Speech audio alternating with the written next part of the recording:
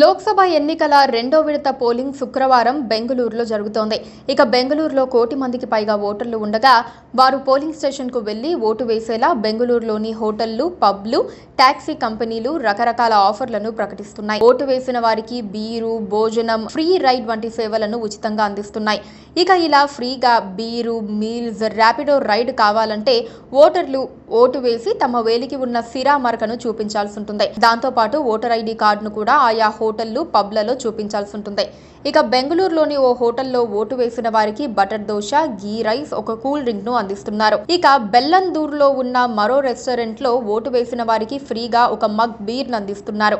అయితే ఈ free beer కేవలం పోలింగ్ జరిగే శుక్రవారం ఒకటే రోజు అని స్పష్టం చేశారు. ఇక శని, ఆదివారాల్లో తమ రెస్టారెంట్, పబ్ కు వచ్చే వారికి డిస్కౌంట్లు కూడా ఇవ్వనున్నట్లు తెలిపింది. దేశ అభివృద్ధి కోసం ఓటు వేసిన వారికి ఏదైనా చేయాలని ఈ నిర్ణయం తీసుకున్నట్లు వారు తెలిపారు.